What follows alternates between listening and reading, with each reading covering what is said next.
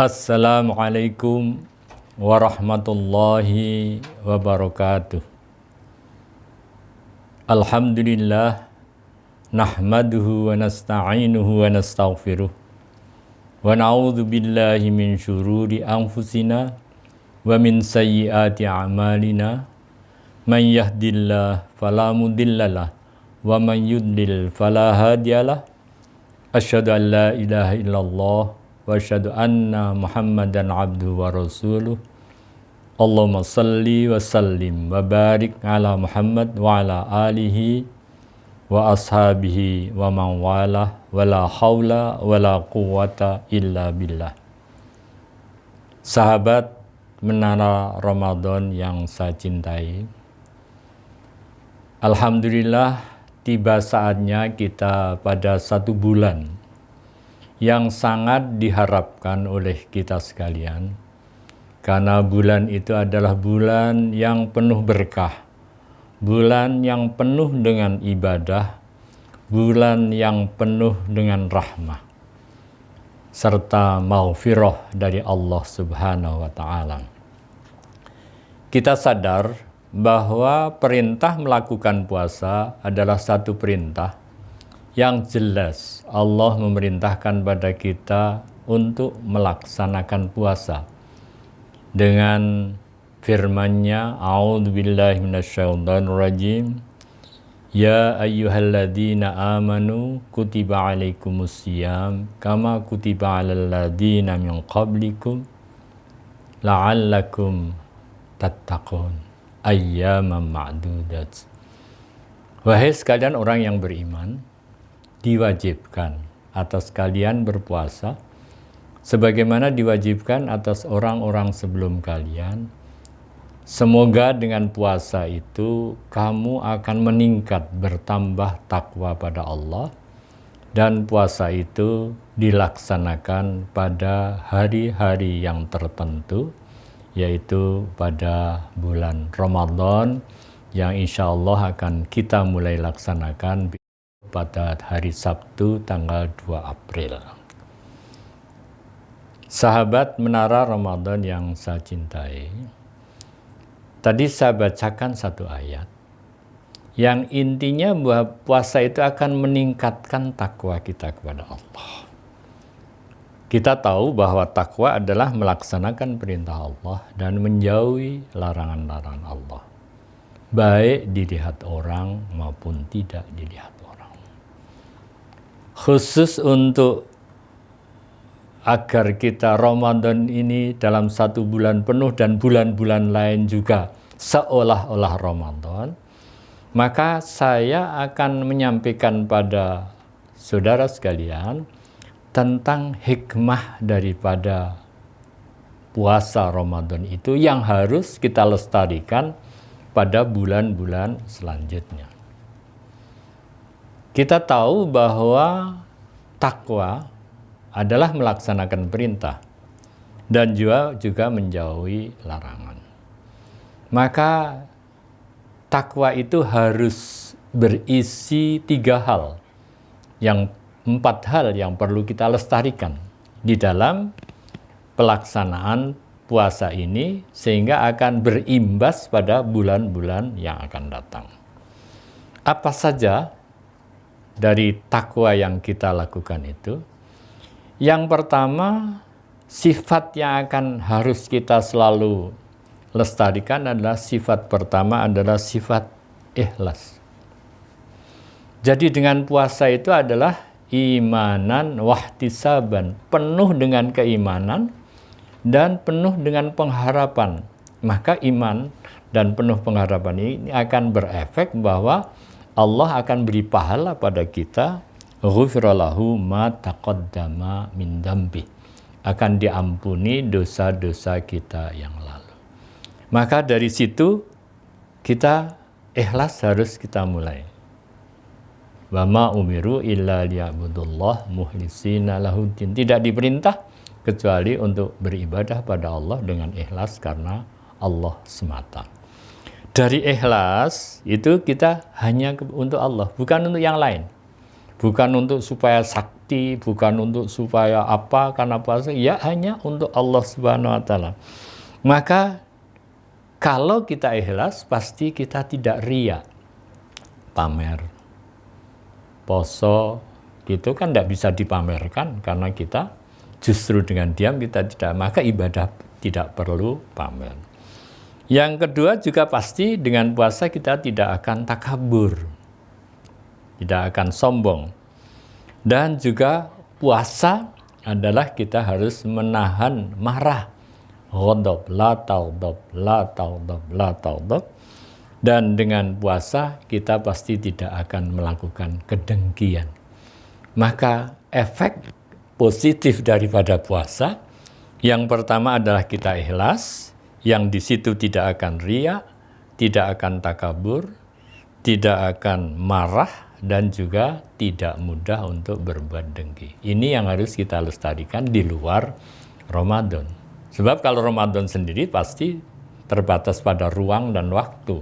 Hanya pada bulan Ramadan dan pada waktu-waktu yang memang sudah ditentukan oleh Allah. Yang kedua, daripada takwa itu sendiri berakibat juga ridho. Kita dengan puasa adalah ridho. Kok Islam kok ndadak ada poso piye? Dalam bahasa Jawa begitu. Tapi kita rela, sudahlah apa yang diperintahkan Allah, kita ridho. Maka kita di dalam puasa kita akan ridho terhadap syariat Allah. Syariat Allah, apapun yang diperintahkan dan apa yang dilarang pasti kita lakukan dengan ridho. Bahkan kita berulang kali raditu billahi robba wa bil islami dina wa bi muhammadin nabiyyan wa rasulah. Juga ridho terhadap takdir, terhadap kudrat Allah. Kita dengan puasa kita terima takdir kita. Kok sekarang puasa pada musim penghujan, kok sekarang puasa pada musim pandemi, itu kita, ya itulah takdir. Bagaimana mengatasi takdir dengan berikhtiar, dan kita tapi tetap takdir harus kita yakini bahwa itu memang hak Allah semata, bagi kita adalah berikhtiar. Lalu kita juga ridho terhadap rizki Allah. Mungkin di dalam puasa ini kita merasa kok buko hanya makan seperti ini, ya kita harus ridho. Kok sahur kita terlambat dan lain sebagainya, atau malah tidak sahur, kita ridho. Ya dilatih itu untuk ridho selanjutnya. Ridho terhadap rizki yang diberikan oleh Allah. Atau mungkin pada bulan puasa harga-harga naik, sekarang malah ada minyak goreng yang naik. Ini kita ridho terhadap rizki Allah. Jadi yang pertama, dengan takwa menimbulkan kita ikhlas pada Allah. Yang kedua, kita akan ridho terhadap apa yang ditakdirkan oleh Allah. Dan yang ketiga, dengan puasa itu kita akan sabar. Sabar. Kadang-kadang kita sudah siap untuk sahur. Tiba-tiba kita tidak bangun. Tapi apakah lalu kita tidak puasa? Ya kita tetap puasa. Nanti juga pada waktu berbuka puasa kita ternyata juga tidak sesuai yang kita harapkan. Di siang hari banyak godaan. Yang godaan itu hanya bisa diatasi dengan cara sabar. Dan sabar itu adalah antara lain sabar terhadap penyakit. Mungkin tadi saya katakan ini masa pandemi dan sudah berjalan lama, tapi kondisinya juga masih seperti ini, kita sabar terhadap sakit. Juga sabar terhadap melaksanakan perintah. Di dalam melaksanakan perintah Allah kita pasti harus sabar. Memaksa diri. Tapi juga sabar di dalam meninggalkan larangan-larangan Allah. Ini adalah yang perlu kita sampaikan pada kajian ini. Maka mari, bagaimana kita, saya ulang kembali, dengan puasa yang harus kita lestarikan, yang pertama adalah dengan takwa. Takwa yang berefek pada yang pertama tadi saya katakan adalah bagaimana kita ikhlas, bagaimana kita ridho, dan bagaimana kita sabar. Ini. Lalu yang harus dilestarikan lagi apa? Yaitu syukur. Jadi saya mulai dari yang awal tadi, bahwa kita sudah ada 3 yang kita lakukan, ikhlas, ridho, sabar, lalu kita syukur. La in syakartum la azidannakum wa la in kafartum inna adzabi lasyadid. Kalau kamu syukur, kamu akan saya tambah. Tapi kalau kamu kufur, siksaku adalah sangat berat. Bagaimana kita mensyukuri? Mensyukuri macam-macam. Yang pertama pasti yang harus kita syukuri adalah masalah yang ada hubungannya dengan kurnia Allah.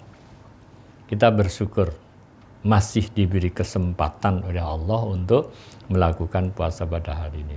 Masih diberi kesempatan untuk makan enak sehingga bisa melakukan puasa. Tapi andai kata pun kita kena musibah sehingga tidak puasa, kita juga syukur kok kita terhindar dari hal yang lebih parah lagi.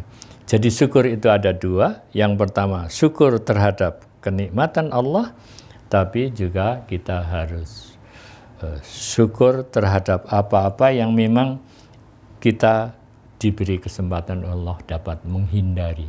Kita bersyukur terhindar dari bahaya. Jadi kalau semuanya ini sudah kita lakukan, insya Allah efek akibat dari puasa itu betul-betul akan bisa kita lakukan selama setelah puasa tetap harus kita lakukan. Bukan puasanya, karena puasa terikat pada ruang dan waktu. Tetapi adalah bagaimana sifat yang bisa kita ambil. Hikmahnya kita ketika melakukan puasa. Yang pertama, bagaimana kita bisa melestarikan keikhlasan kita. Yang kedua, bisa mengikhlaskan keridhaan kita. Yang ketiga, bagaimana kita bisa melestarikan kesabaran kita. Dan bagaimana kita bisa melestarikan kesyukuran kita. Ini selalu kita lakukan baik di bulan puasa maupun di luar puasa. Sahabat Menara Ramadan yang saya cintai, itulah yang bisa saya sampaikan pada kajian ini. Mudah-mudahan ada manfaatnya bagi saya pribadi dan pada para sahabat sekalian. Dan alhamdulillah, sahabat Menara Ramadan ini ditayangkan oleh SMP Mutual Magelang. SMP yang bertempat di Kota Magelang, berada di satu jalan yang cukup terkenal, yang kalau di sini namanya sering dikatakan Jalan Karangkidul, tapi jalannya Jalan Singosari ya. Ya, Jalan Singosari, maka lihatlah ada sebuah SMP yang cukup harus kita pertimbangkan untuk kalau punya putra-putri untuk memasukkan putranya ke SMP Mutual. Insya Allah akan menjadi orang-orang yang muslim, berakhlak mulia, cakap, percaya pada diri sendiri, dan berguna bagi masyarakat dan bangsa. Inilah yang perlu saya sampaikan pada para sahabat sekalian. Mudah-mudahan ada manfaatnya, ada kekurangannya, mohon maaf. Billahi taufiq wal hidayah. Assalamualaikum warahmatullahi wabarakatuh.